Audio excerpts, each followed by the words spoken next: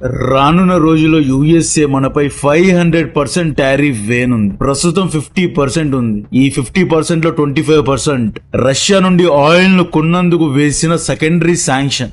Russia నుండి oil కొనడాన్ని పూర్తిగా ఆపకపోతే 500 వేస్తాము అని హెచ్చరిస్తున్నారు. అంతేకాదు, ఇండియన్ వీసాలపై ఎప్పుడూ లేని విధంగా బ్యాన్ వేస్తాము అంటున్నారు. డొనాల్డ్ ట్రంప్ పుతిన్ ను చూసి తన యొక్క విధి విధానాలను మారుస్తున్నాడు. ట్రంప్ చిన్న సైజు డిక్టేటర్ లాగా మారిపోయాడు.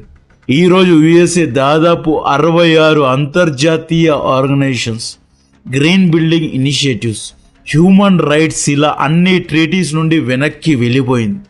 ఇది చాలా పెద్ద బ్యాడ్ న్యూస్.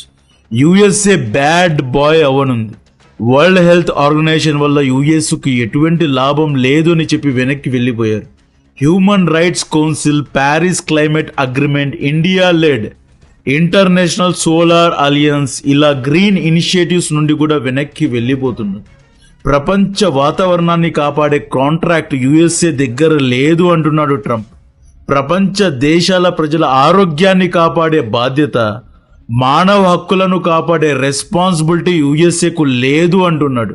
యుఎస్ఏ ప్రస్తుతం ఫైర్ మోడ్ లో ఉంది. అమెరికా ఫస్ట్, అమెరికన్సే ఫస్ట్ అంటున్నారు. ఎవడే వచ్చిపోయినా, ప్రపంచం తగలడిపోయినా అమెరికన్స్ ను మాత్రమే కాపాడుకుంటామంటున్నాడు. ఒకప్పటి యుఎస్ఏ ఎలా ఉండేది? డెమోక్రసీ గురించి పాఠాలు నేర్పించేది, వాతావరణం వేడి కాకుండా ఎలక్ట్రిక్ బ్యాటరీస్ ను ప్రమోట్ చేసేది, డబ్ల్యూహెచ్ఓకు అత్యధికంగా ఫండింగ్ చేసేది, మానవ హక్కులను కాపాడడానికి డబ్బులు కూడా పంపేది. బట్ ట్రంప్ ఆధ్వర్యంలో డెమోక్రసీ లేదు, ఏమీ లేదు అంటున్నారు. ఒక సవర్ణ దేశమైన వెనజులా సిట్టింగ్ ప్రెసిడెంట్ మదురోను ఎత్తుకుపోయారు.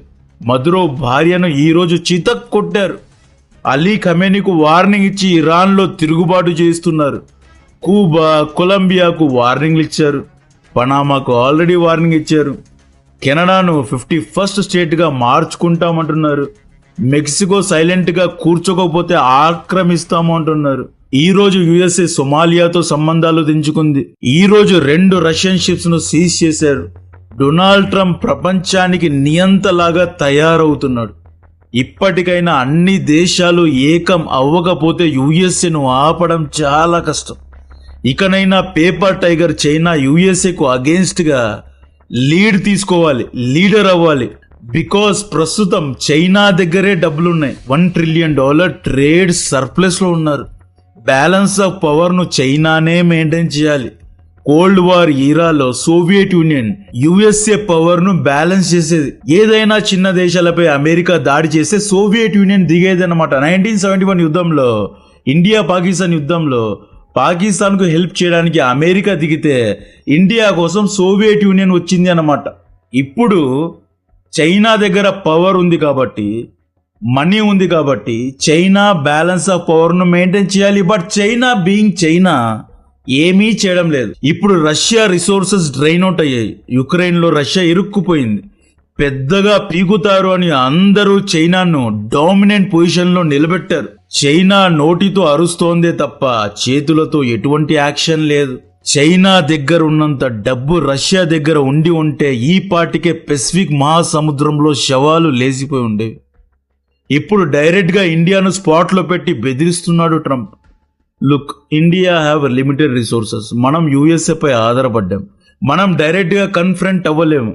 అండ్ మనం ప్రపంచంలో సెకండ్ పొజిషన్ లో లేం. కొడతారు, కొట్టించుకుంటాం, మా టైం వస్తుంది, తిరిగి కొడతాం. ఇప్పటికైతే ఈ డైలాగ్ మాత్రమే ఇవ్వగలను. Donald Trump chief adviser Lindsey Graham పెట్టిన ట్వీట్ ఒకసారి చూడండి. లిండ్సే ఏమంటారు అంటే, శాంక్షనింగ్ రష్యా యాక్ట్ ఆఫ్ 2025 అనే కొత్త బిల్ను పాస్ చేయడానికి ట్రంప్ గ్రీన్ సిగ్నల్ ఇచ్చారంట. ఈ బిల్లు రష్యా నుండి ఆయిల్ ను కొనే ఇండియా, చైనా, బ్రెజిల్ వంటి దేశాలపై 500% వరకు టారిఫ్ వేనున్నారంట. దీనివల్ల ఇండియన్ స్టాక్ మార్కెట్ భారీగా పతనమయ్యే ప్రమాదం ఉంది.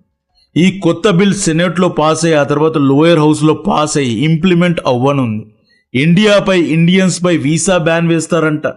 గూడ్స్ అండ్ సర్వీసెస్ పై కూడా 500% టారిఫ్ వేస్తాము అంటున్నారు.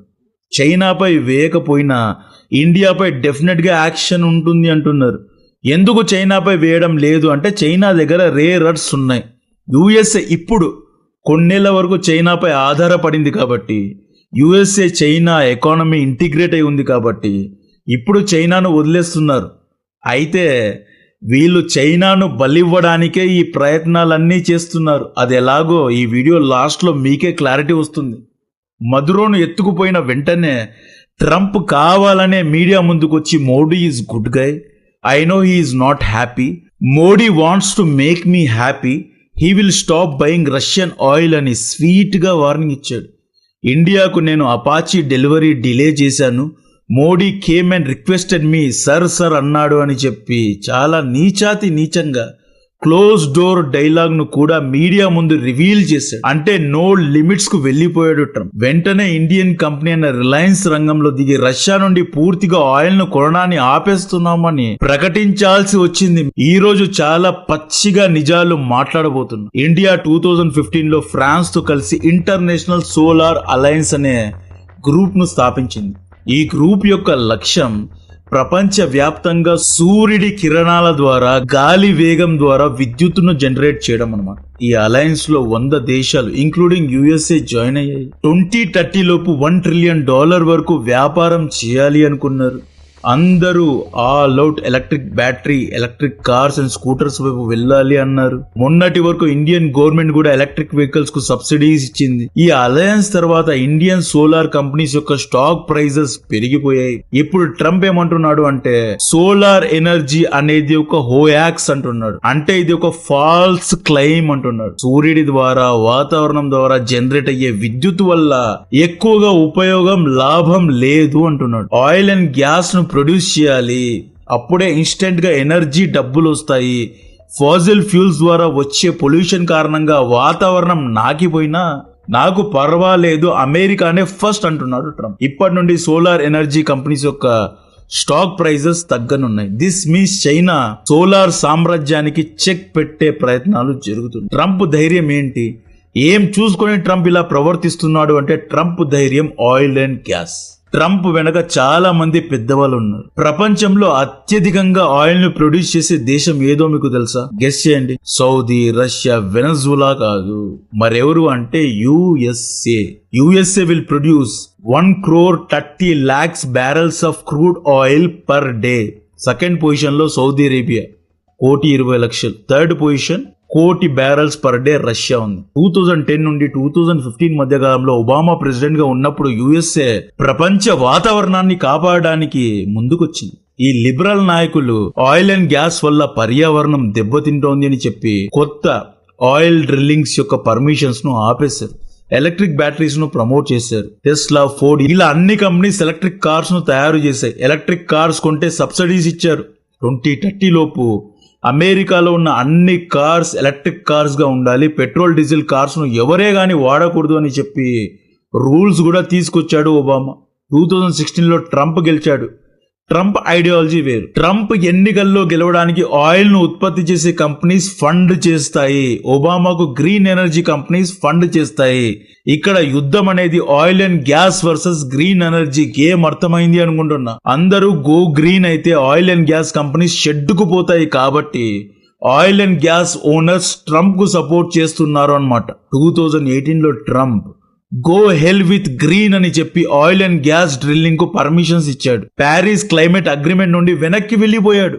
అప్పట్లో ఇలాన్ మస్క్ కూడా ట్రంప్ ను విమర్శించాడు. కట్ చేస్తే 2021లో మళ్ళీ ఒబామా అసిస్టెంట్ అయిన బైడెన్ ప్రధాని అయిన తర్వాత డెమోక్రటిక్ నాయకులు గ్రీన్ కే సపోర్ట్ చేశారు. ప్యారిస్ క్లైమేట్ అగ్రిమెంట్ లో మళ్ళీ యుఎస్ఏ జాయిన్ అయ్యింది. ఎలక్ట్రిక్ కార్స్ ను ప్రమోట్ చేశారు. ఈ ఎలక్ట్రిక్ కార్స్ వల్ల చైనా లాభపడుతోంది అని చాలా లేట్ గా అమెరికన్స్ గుర్తించారు. ప్రపంచంలో 70% ఎలక్ట్రిక్ బ్యాటరీస్ షాంఘైలో ఉత్పత్తి అవుతాయి. ఎలక్ట్రిక్ బ్యాటరీస్ కు కావాల్సిన 90% అరుదైన ఖనిజాలు చైనా దగ్గర ఉన్నాయి. యుఎస్ఏ గ్రీన్ బిల్డింగ్ అసోసియేషన్ ద్వారా ఎలక్ట్రిక్ అండ్ గ్రీన్ ఎనర్జీని ప్రమోట్ చేస్తోంది. లాభాన్ని చైనా సంపాదిస్తోంది. టెస్లా, ఫోర్డ్ కార్స్ యొక్క బ్యాటరీస్ చైనా నుండి వస్తున్నాయి. 2025లో ట్రంప్ గెలిచిన తర్వాత ట్రంప్ ఆల్ అవుట్ అయ్యాడు. ప్యారిస్ గ్రీన్ అగ్రిమెంట్ నుండి వెనక్కి వెళ్లిపోయే ఎగ్జిక్యూటివ్ ఆర్డర్ లో ఫస్ట్ సైన్ చేశాడు. ఎలక్ట్రిక్ కార్స్ కొంటే వచ్చే సబ్సిడీస్ ను క్యాన్సల్ చేశాడు. ఇలాన్ మస్క్ ను సైతం తనను గెలిపించిన ఎక్స్ ను కొన్న ఇలాన్ మస్క్ ను కాదు అని చెప్పి ఆయిల్ అండ్ గ్యాస్ నే ప్రమోట్ చేశాడు ట్రంప్. ట్రంప్ ఒక్కటే చెప్పాడు, ఎలక్ట్రిక్ కార్స్ అన్ని వేస్ట్, పెట్రోల్ డీజిల్ కార్స్ లో విచ్చలవిడిగా తిరగండి అన్నాడు. USA daily 1,30,00,000 barrels of oils ను ప్రొడ్యూస్ చేస్తే ఒక్క యుఎస్ఏ లోపలున్న ప్రజలు 2 కోట్ల బ్యారెల్స్ ఆఫ్ ఆయిల్స్ ను ప్రతిరోజు వాడతారు.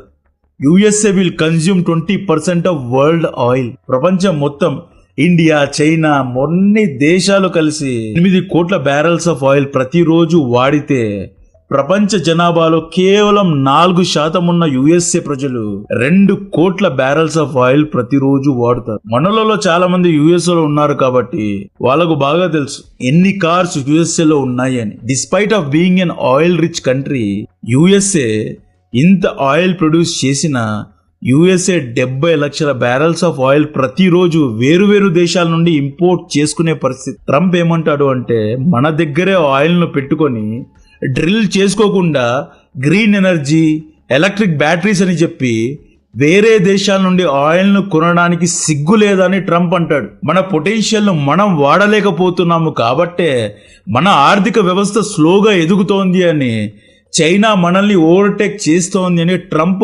వాదిస్తున్నాడు. మన ఆయిల్ బావులను మూసివేసి చైనా ఎలక్ట్రిక్ బ్యాటరీస్ ను కొని చైనాను సూపర్ పవర్ చేయడం ఏంట్రా ఎదవల్లారా అని ట్రంప్ లిబరల్ నాయకుల్ని కడిగి పడేస్తున్నాడు.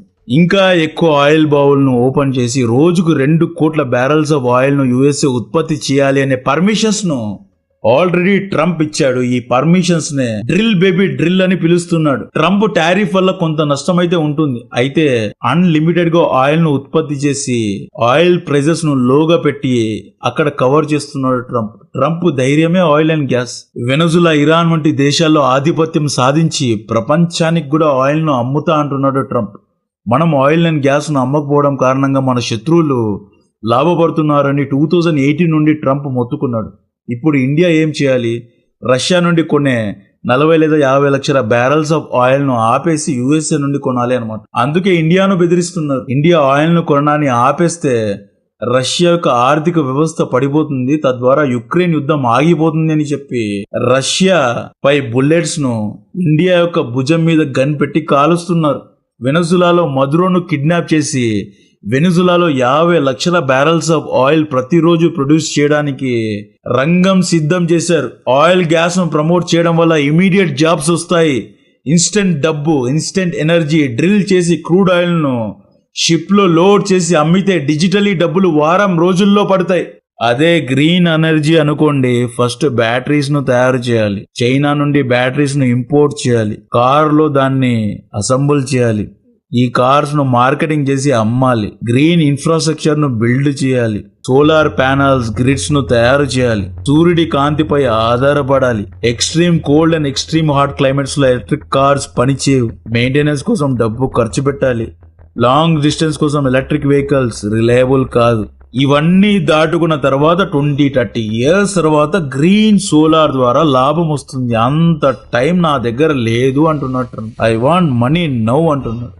అందుకే ట్రంప్ ను వ్యాపారస్తుడు అంటుంది. సోలార్ ఒక్కటే కాదు, ఆర్టిఫిషియల్ ఇంటెలిజెన్స్, సాఫ్ట్వేర్ ను కూడా ట్రంప్ అండర్మైన్ చేస్తున్నాడు. ఆర్టిఫిషియల్ ఇంటెలిజెన్స్ ను పక్కన పెట్టండి, ఫాసిల్ ఫ్యూల్స్ డ్రిల్ చేయండి. ఇలా డ్రిల్ చేయడం వల్ల టెక్సాస్, పెన్సిల్వేనియా, వెస్ట్ వర్జీనియాలో ట్రంప్ యొక్క కోర్ ఓటర్స్ కు జాబ్స్ వస్తాయి, ఇన్ఫ్లేషన్ తగ్గుతుంది, మెజారిటీ ఆఫ్ పీపుల్ హ్యాపీగా ఉంటారు. వాతావరణం మై ఫుట్ అంటున్నాడు.